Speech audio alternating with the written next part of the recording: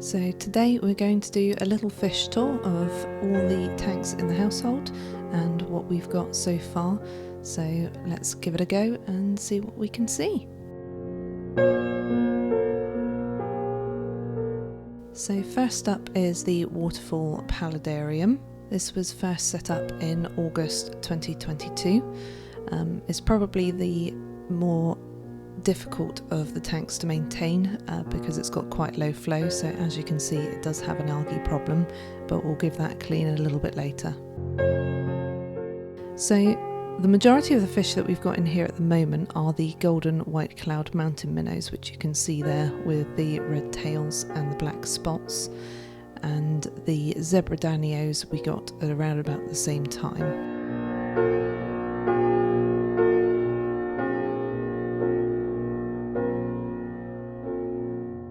Of course, the one thing we do have in this tank which is unique is the lovely Geralt, Mr. Turnip-Face himself, who is a Leucistic axolotl.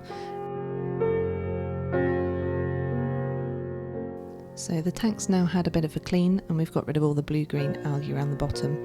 You can see that the fish tend to keep out of his way at the top of the tank most of the time.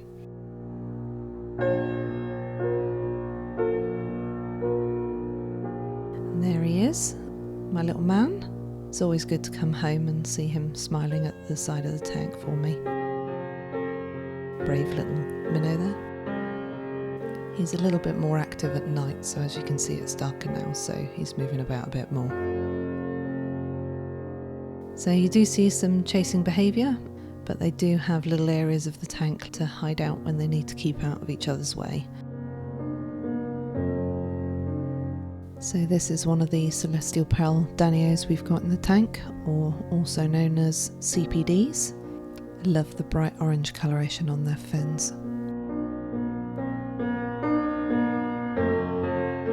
And you can see there is one of our Glowlight Danios. They're very quick, so quite hard to film, so it's quite difficult to get them in the shot sometimes. But they all tend to live quite peacefully. Giving them a bit of a feed here so you can see them all.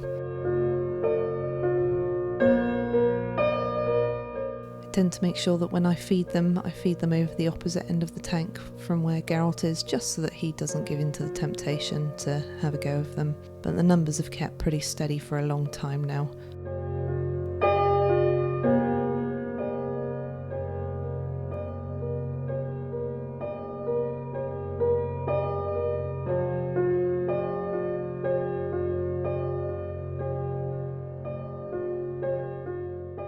You can see that the zebra danios are much bigger than the rest of them because they were one of the first fish that we got, so they're much older than the rest. So that's the biggest tank in the house. It took a long while to build, so it will be very unlikely that I will rebuild it again anytime soon, but it's in a nice spot in the house in between the kitchen and dining room, so lovely to have.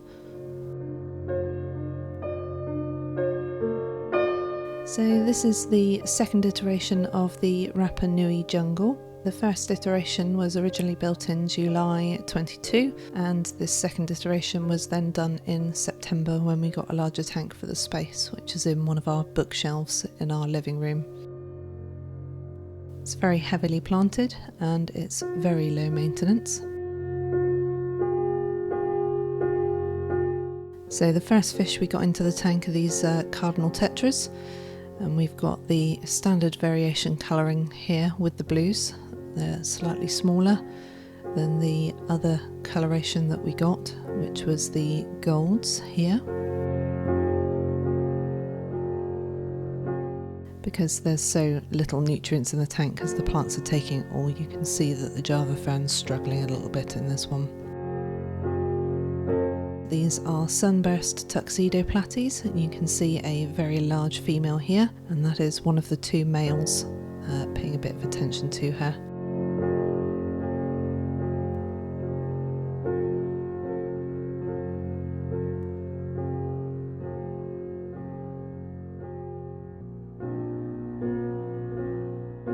So this is the very first babies. This is Tempest. We've not named the babies after Tempest because frankly there have been too many, but you can see he's grown much bigger now, and certainly in comparison to some of these other little ones, which are starting to see the patterning on them.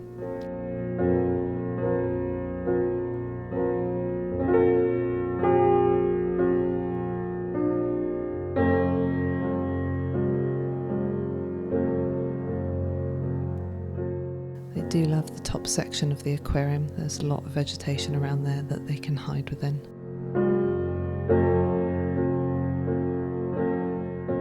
On the far left there is actually one of the blue sapphire shrimps.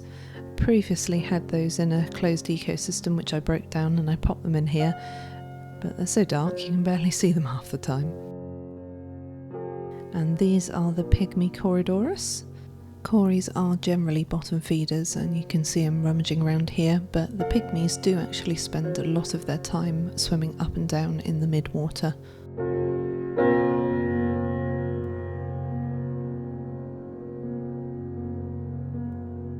And this is Pancake, who is a Hillstream Loach.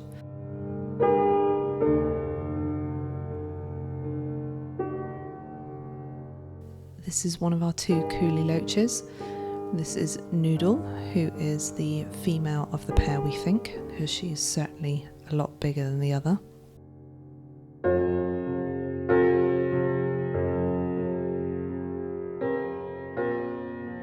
And over here, Pancake's arrived again, and this is the other Khuli Loach called Noodle, who we think is male. And you can just see there one of the youngest baby Platys in the tank. So a little bit of feeding time for you to see everyone, and you can see the sheer number of babies we've got in the tank at the moment. The Platys are known as the rabbits of the aquarium industry, so it's no real surprise.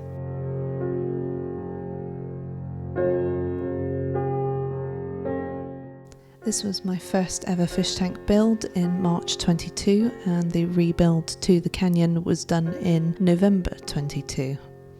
So it is quite a new tank still, but going happily with the same fish that were originally in it. We've got a lovely little community in here, very calm, much calmer compared to those that are in the other tanks. Which is ironic considering that these are barbs, but they are 5-banded barbs, so they're a little bit calmer than some of their tiger barb cousins. And we've got some ember tetras who blend beautifully into the dragonstone background. We've got a few paler coloured ones, but there is a nice bright one there which I think is the more dominant of the group. And we've got a small collection of Chili Rasbora, and these are top level fish, so they tend to be in a different part of the water column to the rest of them. They tend to keep to themselves up towards the top, and they don't tend to school with the other fish very much.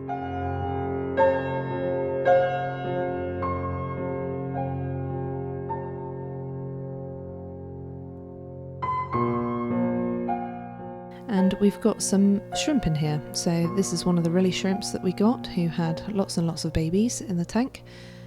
And we've now got a series of cherry shrimp that have grown up from the first lot of breeding that these Rillys did. So this is one of the red ones. We have wild types as well.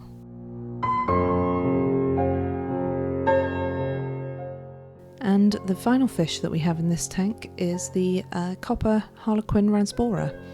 And they are just beautiful. The shine that you get from their copper coloration when it hits the light is lovely.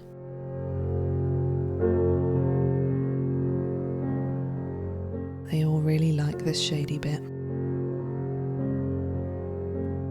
Just hanging out underneath.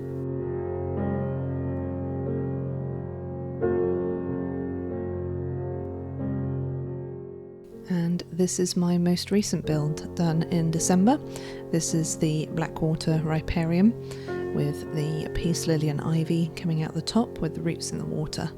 And as you can see, after all of the problems that we had, which you can see another video earlier on if you want to, this is now cleared up really nicely.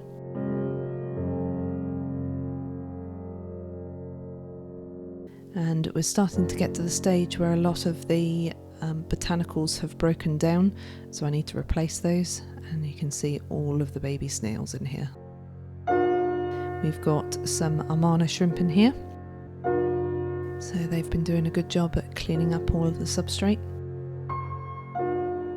and just generally taking away some of the mould and mildew that started up in the tank, which you always get when you first start. And they do like hiding in the roots at the back where the peace lily hangs down. So effectively we've got 2 fish in here, both are Rasbora.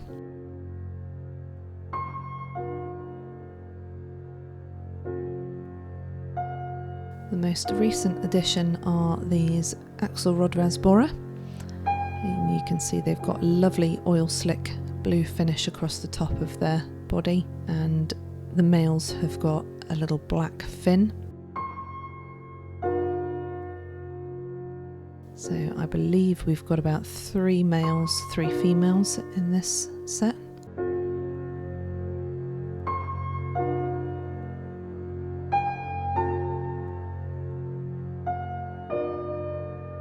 And the other fish that we've got are the original green Rasbora, which again, the green is just so bright, and when they turn in the light it just gives a lovely flash of reflective colour.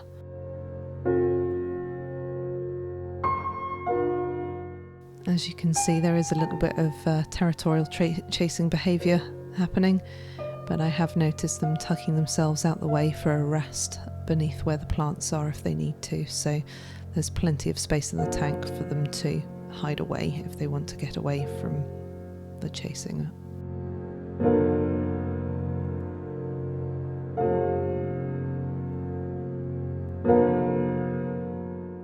And to our surprise, we have baby Rasbora.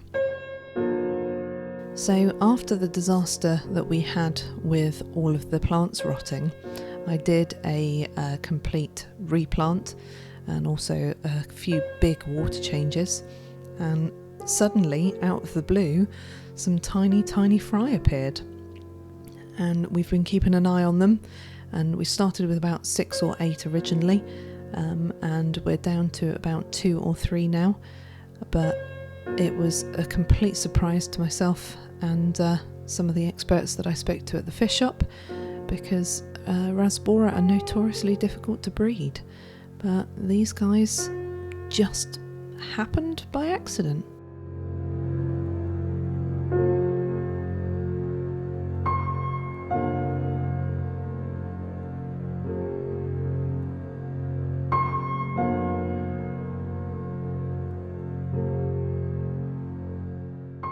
Now there's only one fish you haven't seen in this collection, and that is, we have an Anchor Catfish in this tank, but he is so small and likes to hide away that I couldn't catch a video of him.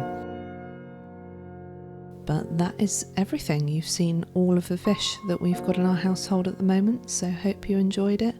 Thank you for watching. Please do like and subscribe, and we'll see you again next time.